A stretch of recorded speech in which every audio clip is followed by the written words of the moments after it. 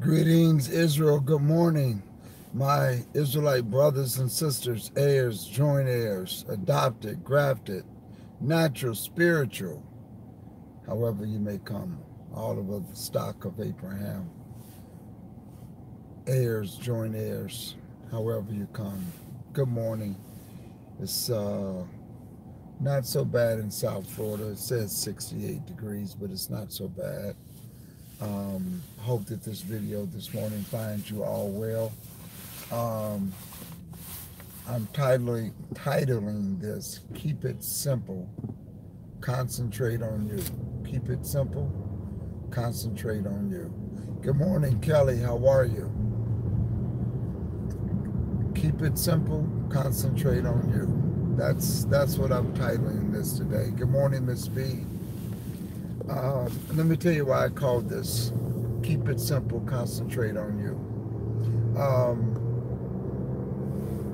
Just a lot of things are going on this week and preparing and getting the conference and stuff together. And just in preparing the lesson from this past Sabbath, which is being edited, by the way, it will be posted back up. But let me tell you, keeping it simple, concentrate on you. We can do a lot of inquiry.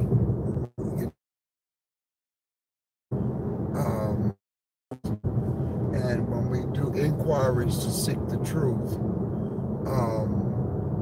and whether it's knowledge on Christmas and Easter, their origin, how they came in, all of that stuff.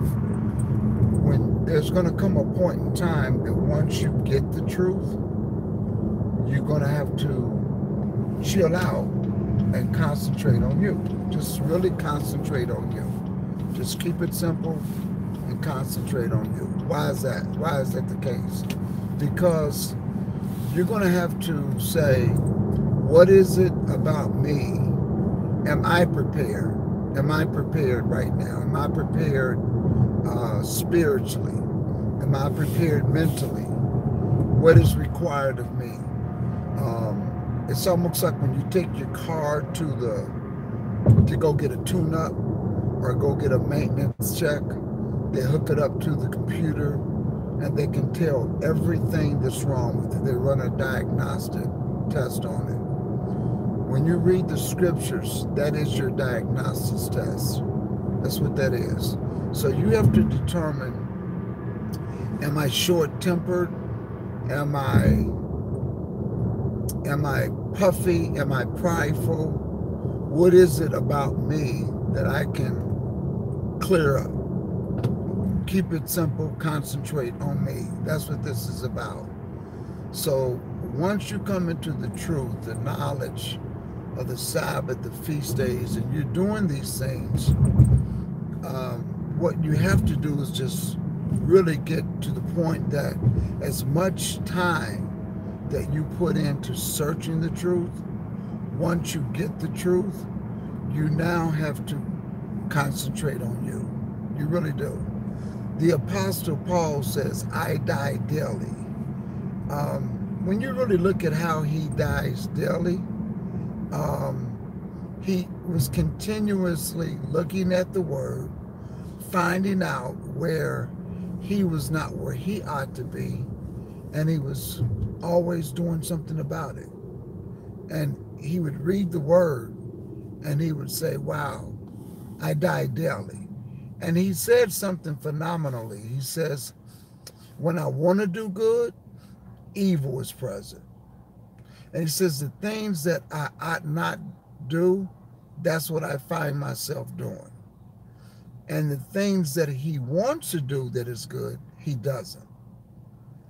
And he realized that there's two presentations that were constantly warring in his body, trying to get him to do something in opposition to what was true. Every day of our life, we have to make a decision. We have to make a choice. Are we going to eat of the tree of the knowledge of good and evil? Or are we going to eat of the tree of life? And that's the decision that we have to make every day. Every day, we have to become unleavened, sin-free. Every day, we are constantly making that choice.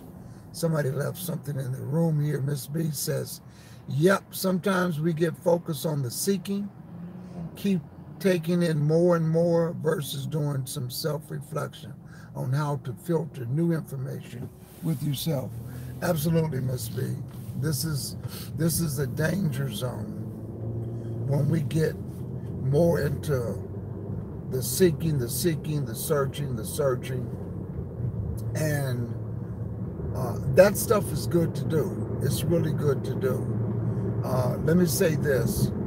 When it comes to people who are teachers and who have a specialty in a particular area, I vet them. What do I mean by I vet them? I want to know if the information that they're going to give, can I count on it? Is it authentic?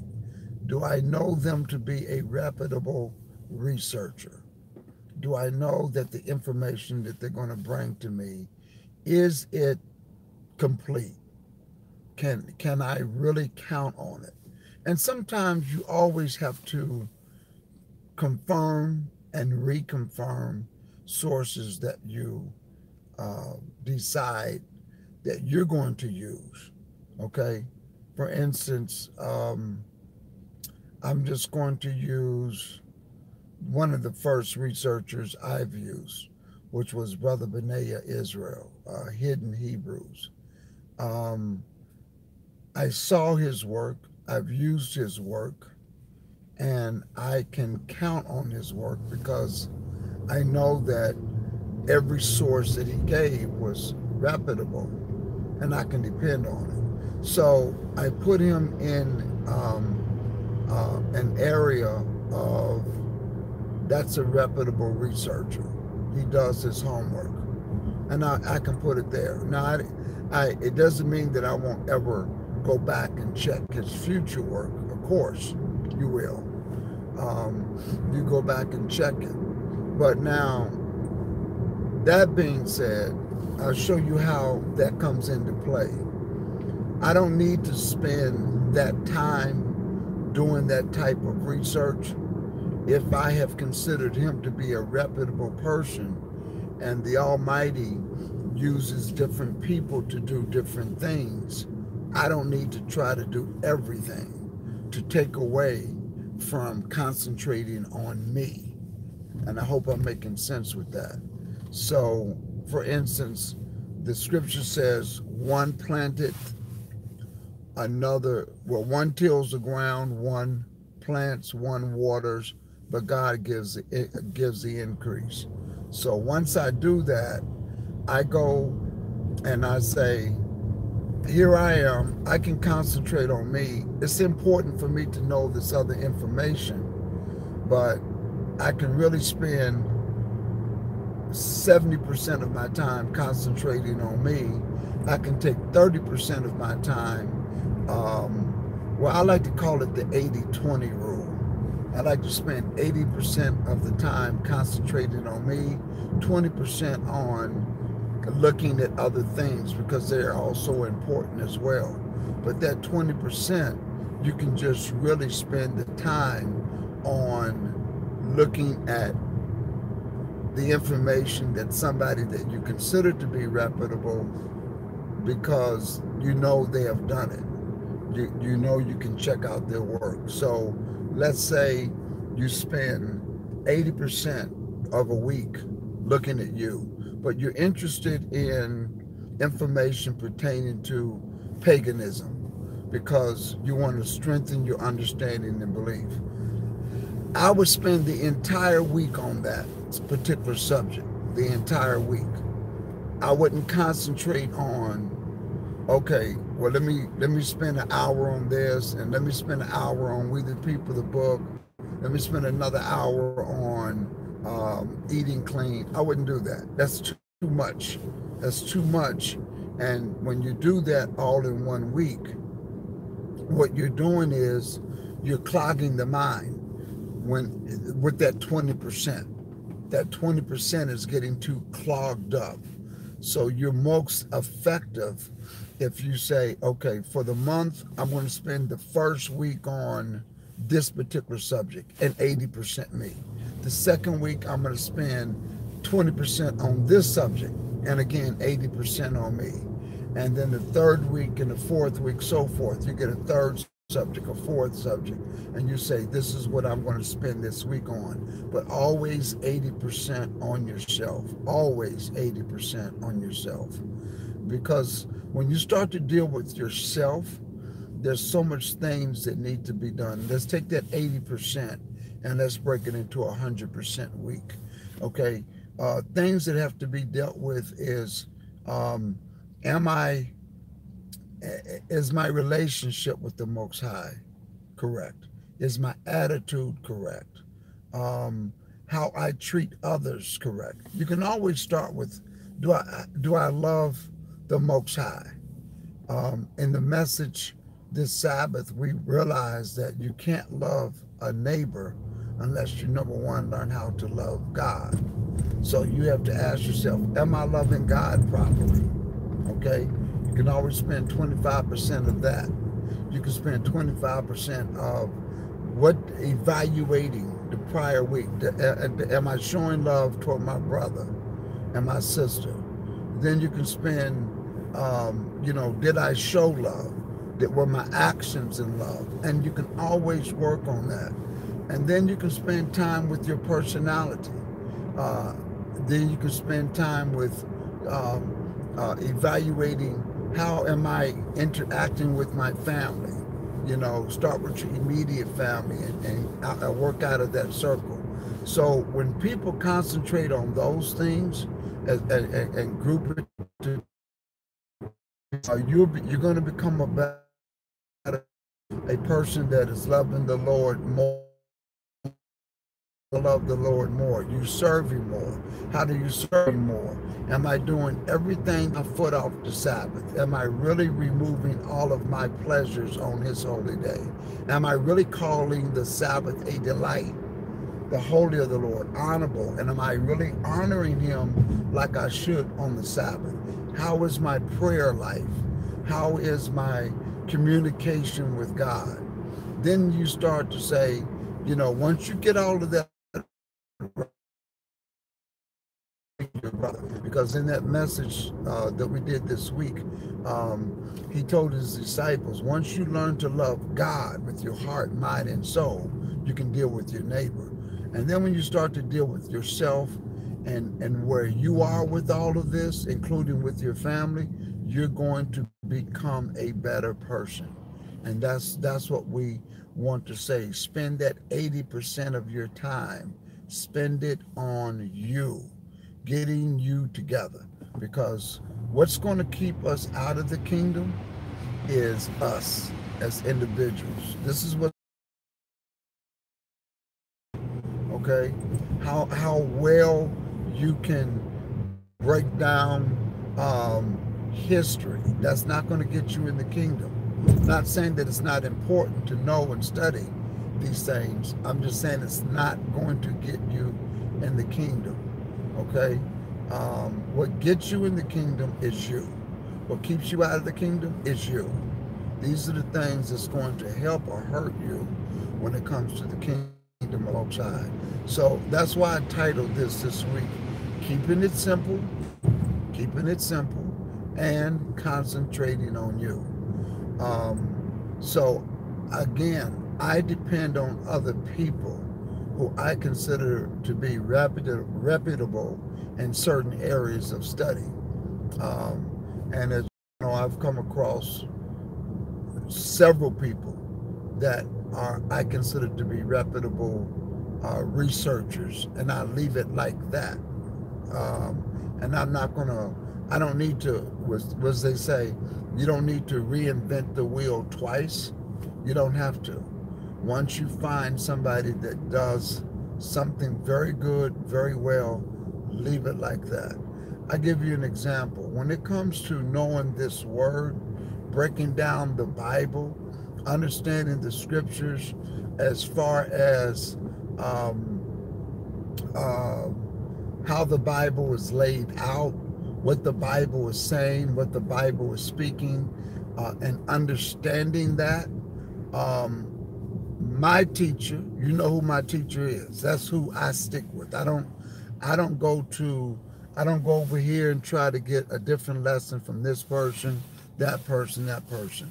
Some people have said, you know, Pastor Johnson, I like the way you teach. You're my teacher. That's what you should stick with. You should find a teacher, and that's what I do. I find one teacher. Uh, there's some good teachers out there, very good teachers. I just, I'm not saying that I never listen to them.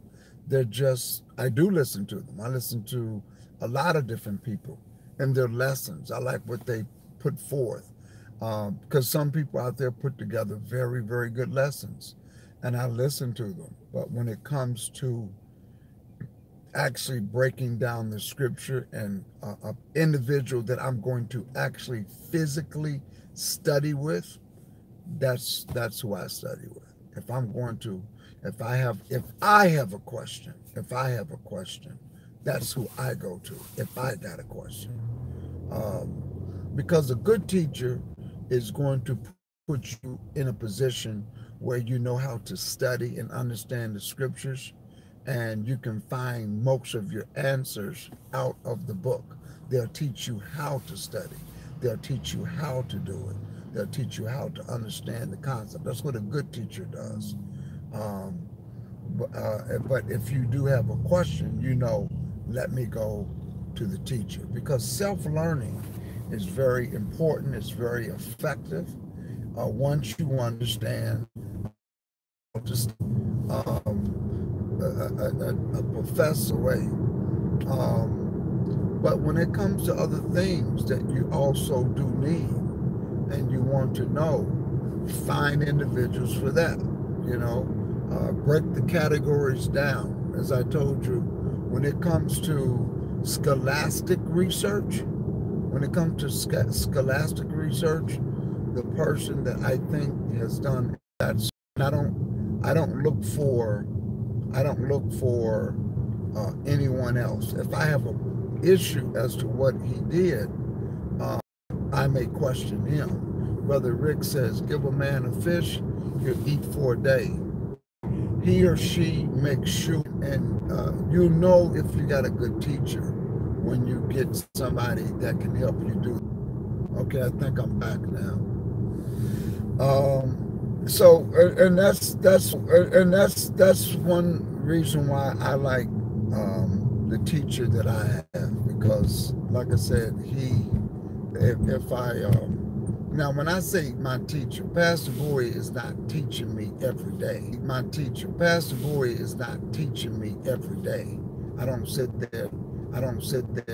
Do is I if I have a question or if I'm lost on something, that's who I call. And that's where I get some biblical insight from. Now, some people say, why did I pick that particular teacher? Because he doesn't tell you and you get your answer. He takes you to the scripture. And one of the styles and the techniques that I like is he doesn't give you the answer. He makes you go to the scriptures and find the answer. That's what a good teacher does. You ever raise your hand in class and you got a question on the math test, and a teacher will come over and they say, okay, well, let's go back. Let's take our time. Let's work this out. And they'll make you work that problem out. But you call them over because you want the answer. You point at it and you say, what's this one? I've always had some teachers that did that because they really want you to put your hand down so they can keep going. But some teachers will actually show you how to work the problem out. They would actually, sorry about that, I was buffering again. Then they'll say, remember what I said in class, how you're supposed to work this problem out? You're supposed to do it this way, subtract, and then, do all of this. And you're sitting there and you're trying to think about it, And what's really going through my mind is, yeah, but I don't remember. But they're there to make you remember. And so that's why I like uh, my source of a teacher, because they don't give you the answer. They make you go look for it. And that's what's more important. So then after a while, you'll learn to say, I respect them as a teacher because they have really put you where you can do it for yourself. You can really do it for yourself. Thank you all for hitting the like button. Thank you, Ricky.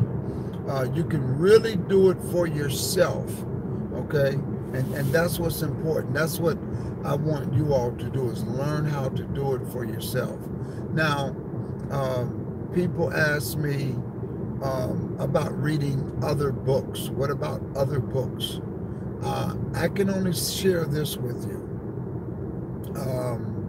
I'm talking about other books outside of the canonized Bible.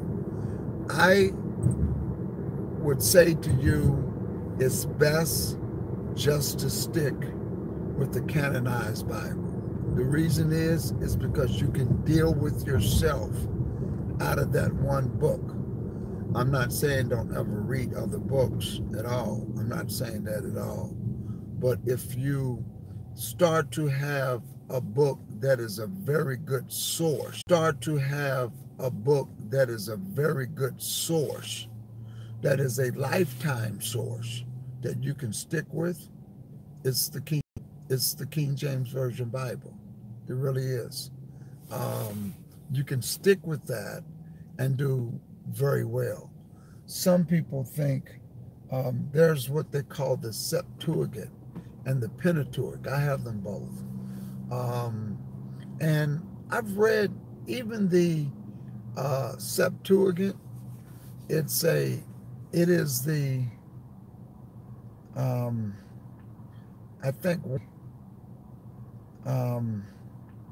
I think one is the Greek version into English, or the Arabic version. I really can't remember just reading them, but it's the first 5 books. I've read them. I think it may have the book of Psalms in it, but I've read the book. I've read them, and when I read them, in other words, they'll have Genesis, Exodus, Leviticus, Numbers, and Deuteronomy. Okay, I'll give you that an example. When you read it, it's no different from the King James Version Bible. Like the one I have called the Haftorah's Pentateuch, and you read it backwards. So when you, instead of reading from left to right, you read from right to left. And the book, the back of the book is the front of the book, okay? And I bought it. I purchased the book at a Jewish bookstore because when you get it going from Hebrew to English, that was the only source I knew that had it. So I went to go get it. I bought it. I read it. It was like a lot of people were saying, that's the book, man. It's like the translation is like from here to there. In fact, on one side, it would be in Hebrew, which they claim was Paleo-Hebrew, and the other side would be translated English. And like I said, I looked at it, I read it. I went to Genesis, and no difference. There was really no difference at all, which is why I decided to just stick with the King James Version Bible. Now, I will tell you, I have looked at what they call the NIV, the New International Version. I think that's what they call it. I've looked at the New Living Bible. A big difference, a great big difference. I mean, they even put in the word, instead of saying Sabbath, they got the word Sunday, okay? And once I saw it, on the bookstore shelf. I just closed it up. I thought maybe it would be of aid, that if you was to read it in the even the New King James Version, that it would break it down where you can explain it a lot better. But that wasn't the case at all. That wasn't the case at all. So I could not use it that particular way at all, because I found discrepancies in it. Ricky says Ecclesiastes 12:12, and further, by these, my son, be admonished of making many books. There is no end, and much study is weariness of the flesh. Yes, especially if you're not, especially if you're not, how can I put it? Especially if you're just get caught in a wheel, you know, in a spindle, you know. I can tell you, to be called to be a teacher, it is a lot of work. It's a lot of requirement. It really is. It just requires a whole lot of dedication. It really does. And to what end? What are you studying? What are you looking at? What is its relevance toward your salvation? Because remember, you are trying to get you into the kingdom. That's what you're trying to do. So I can start to study and start to read. You can really spend a lot of time on stuff, and you're not getting you together. And I hope that makes that clear. That's why I said spend 80% of the time on dealing with you, 20%.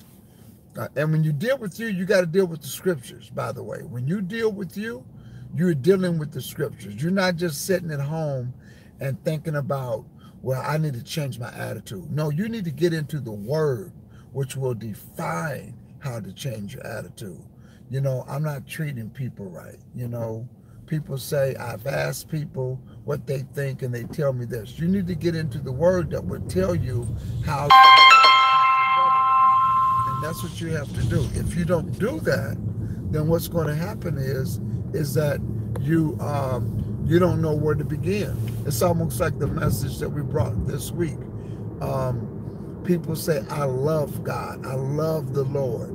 But then he asked a question. Hereby do we know that we know him? Hereby do we know that we love him? By keeping his commandments, his statutes, walking in all of his ways. Because other than that, people can say they love you, and yet they're not doing those things. They really don't love you. The same thing when it comes to you and dealing with you. You say, I want to change my attitude. I want to change my personality. I don't want to be this way. I realize that I don't have, people don't want to be around me. People think that I'm too short-tempered. Well, you're going to have to deal with that. How do you deal with that? By going into the Word. Going into the Word. The best way to change your personality is to go into the Word. It's the only way to do it, is to really go inside of the Word. And that's what has to happen, is you really need to go into the Word to deal with the specific things. And when you read them, whether you're reading the book of Psalms, the book of Ecclesiastes, those books, and the book of Proverbs, those books are very instrumental when it comes to dealing with you personally, when you really want to concentrate on yourself. They're very good. They're very good book mirrors to really look at you and see where you are. It's a good place to start, and that's where it's at. So that's what I want to leave with you today, is really to say, keep it simple. Concentrate on you. Really concentrate on you. If you spend 20% of your week looking at other things, really looking at other things, that you really need to look at. For instance, you might say, you know, I want to be more strengthened when it comes to the Sabbath. I want to be more strengthened when it comes to understanding his feast days. You can do that, but spend 80% of that time on you, okay? And again, I leave with you this. Don't try to pick so many things in one week, okay? Find a theme for the week. If it's going to be feast days, make it feast days. If it's going to be eating clean, make it eating clean. If it's going to be the origin of paganism, let it be that for the whole week. If you start to bounce all over the place, you really are, you almost become like the jack of trades, jack of all trades, really good at none, okay? So you have to equip yourself. And the best way to equip yourself to be solid and be able to fluently, effectively discuss it with others is to spend some time on it. So take that week. Sometimes you might say, you know what, I'm going to take the entire month. And I do things in seasons like that also. I may take the entire month and say, you know what I'm going to do? I'm going to spend time just on this month. I'm going to concentrate on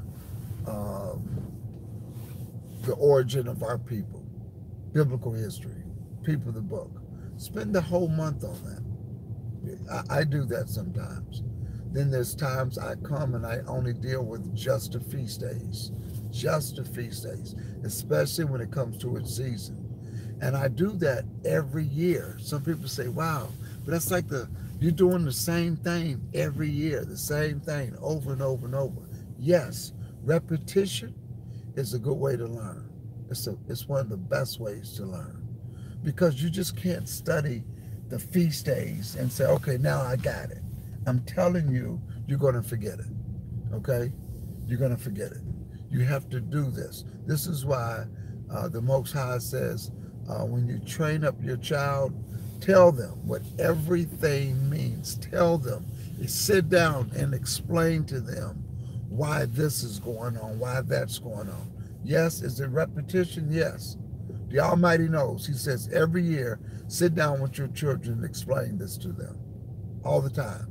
You might have to sit down with your children every week, especially small children, and say, do y'all know what the Sabbath is about? Okay, I know we went over it. Let's discuss it. Okay? And the kids sit there and look at you, gosh, mommy, gosh, daddy, I know already, you said this already. But now what you're doing is you're making them say it. I want to hear you say it. I want to hear you say what's what. I want to hear it come from you. And that's how you know whether or not they're getting it. And they really are tired of hearing you say it, but they really don't know it, to be honest. And that's what they'll do. And they'll say, okay, yeah, well, we can't do this. Why? I forgot. That's what they'll say. I forgot. And I did the congregation like this a few weeks ago. So I had question and answer period, right? And so I allowed them to ask questions. And I think we did that like 2 weeks in a row. And then this past Sabbath, I didn't teach, but last week, what I said was, I said, hey, now it's time for me to ask you all some questions. I want to see what you know. And let me tell you, I was very proud of the congregation. I asked some questions, and then they had discussions among themselves, because when I asked questions, although some knew and some didn't know, it really led to the fact that what they were doing, they were teaching each other. And I think that was real good. They got to the fact that they were like, I tell you a question that I asked. I said, um, who sinned? Was it Adam or Eve? And I did a lesson on that. And one of the other elders picked it up and he asked, um, did Adam have salvation in the garden? Was he created with salvation, or was how did that come about? And let me tell you, some very good. They answered and did very good, very good. Um, and when I do the 1-800 line, I'm going to ask. I'm going to do that one evening. I'm going to ask a question and tell people to call in to see what people who are subscribed to me, that when I teach things, are they getting it? Are they really getting it? And I think that's going to sharpen you as an individual. So sometimes a teacher will come in and just flip the script. They'll say, close your books. I want everybody to close the books. Okay, we're gonna take a pop quiz. And everybody's like, oh my gosh, gotta take a quiz. And when you take that quiz, sometimes they'll ask you the question, okay? And then you have to give the answer. And they want to know if you're getting it or not. Sometimes it could be an open book quiz, straight up open book, okay? We're going to open the book. You can open your book, you can go through it. And that's just as effective also, because what you want a person to do is be able to go through the scriptures and find it. And this is how you really grow. You really will learn to grow this way because you're able to find it on your own. You're able to do it on your own. That way, now you're becoming a person that can be a source for others. So this week, I'm going to be talking about concentrating on you. Some people might say, oh man, I know what he's going to be talking about all week. Concentrate on you, concentrate on you. No, I'm going to be talking about concentrating on you and what is considered to be good ways to concentrate on you. Okay? So I don't want you to get bored with it, because I think it's important. Because why is it important? Because it's you that will get you into the kingdom, and it's you that will keep you out of the kingdom. And that's why I think this is a very important lesson that we're doing this week in the car cams and stuff like that. So peace to all of you. We're going to be sharing this with you this week. Basically, I'm going to come up with different catchy subjects that will just talk about dealing with you as an individual. How do you become a better husband, better father, a better brother, a better son, just things that's talking about really concentrating on you. So, and just keeping it simple.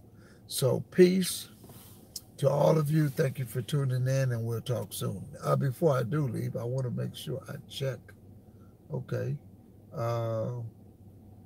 Tisha says, good morning. How you doing, Tisha? Tobiah, how you doing? Shalom, family. Good morning. That's sister in the house. Sixer in the house, man. All right, Sixer. That's somebody from, I think, Philadelphia Sixers. I don't know. How you doing, Laughter? Shalom to you also.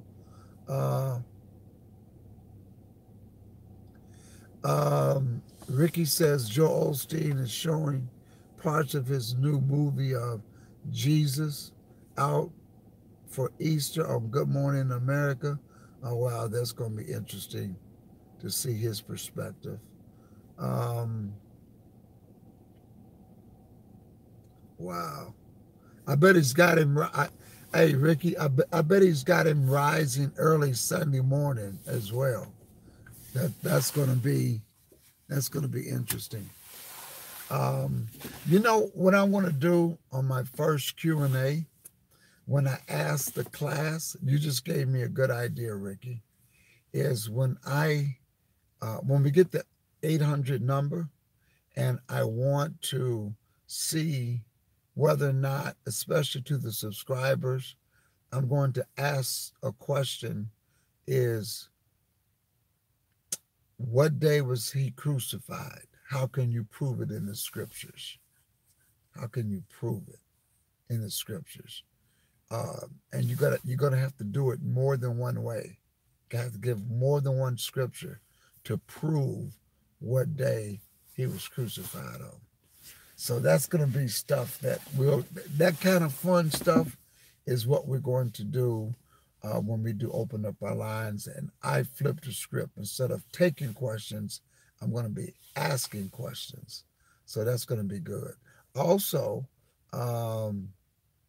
Ricky says 25, the 25th. No, I think what I asked is, what day was he crucified on? I think you got 25. I don't know what the 25 is. And I'm also going to be asking one day, what year was the Messiah born? What year was he born? There is a way that you can determine the year the Messiah was born. That's going to be fun. We'll probably have to spend some time on that, but there is a way that you can determine the actual year, not the date, but the year. Remember, when it comes to the birth of the Messiah, it's not in the scriptures. People can kind of come up with theories, and they're very good ones, by the way. But the Bible does not give us that information. Oh, March the 25th for Joel. Okay, thank you so much. Thank you so much. But there is a way that you can finally come up with a specific date, the year that it was born, not the day, but the year. And I'll show you how to do that one time. I can show you how to figure out what year he was born. And I can take you all the way to his age, because we know that he was 33 years old when he was killed, when he was crucified. We know that. And I'll be able to take you from that age based upon his year, and I can take you all the way to the year that he died. And there's a website I found, and it was one of these websites where if you want to know what day, March the 20th, like my birthday is in March 25th. If you want to know what day of the week your particular birthday was on, let's say in 1854, it'll tell you. If you want to know what it was in the year 3 AD, it will tell you what date that falls on. If you can go all the way back, and it can tell you what day that is. So what I did, once I found out what year the Messiah was born on, I took it out 33 years later, 33 and a half years later, and I put Passover, which is the 14th of Abib. So I use that particular month in this website, because you can use Hebrew months and all like that. Well, would you not know it was on a Wednesday? That flipped me out. I said, wow. So I put in the month Abib, because you can put in the Jewish month, or the Hebrew months, should I say. So you can put in the Hebrew month, and you can put in like the 14th, and you can go back if a person was born here to this date. It was right on a Wednesday. And I said, OMG. When I saw that, I just said, wow. That's how I confirmed when I figured out the year. And I'll just share it with you real quick as a teaser, and I'm going to go. When you know the year that King Herod died, okay, you can go in the scriptures and back that up because you'll see the year that he died, and you can look at the when they was looking for the Messiah. It's going to take you a little bit before BC, and that's the date. Put 2 years before that, and that's the date that the Messiah was born. And it's that simple. It sounds simple, but it's not. I had to sit down on paper and figure it out. But I'm going to do that one Friday night. Not now. We got a lot of other stuff coming up on our lessons. We got a little outline of how we're going to stretch you out for the year. But I'm going to do that. I'm going to do that one Friday night. I'm going to show you how to determine the year that the Messiah was born on, why, so you can have it, and it's going to take you right to when he was crucified. Not only do you use the scripture, but that's how those kind of things are fun to do. You don't have to work it out. I'm going to do it. I'm going to show it to you. You'll have it, and you can just look at it and verify it. That's what I mean by spending, finding. Once you get a lesson, you say, wow, look at what this did. You check it out to make sure it's authentic, and that's your source. So listen, peace. I'll be back again today, again this week. It is keep it simple, concentrate on you. Concentrate on you. It's you that can keep you in the kingdom, and it's you that can keep yourself out of the kingdom. Um, Ricky says, I think you already said it.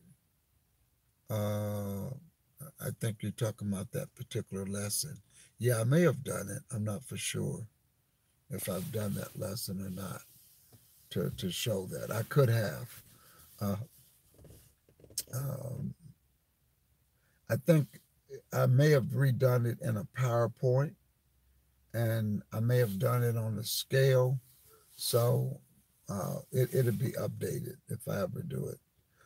Thank you, Ricky. Thank you, Tisha, all of you, Tobiah, all of you.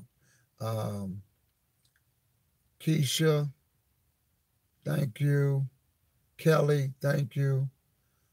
Daughter of Zion, Drama Queen, Miss B, Kelly, all of you all. Thank you for tuning in. We'll talk soon.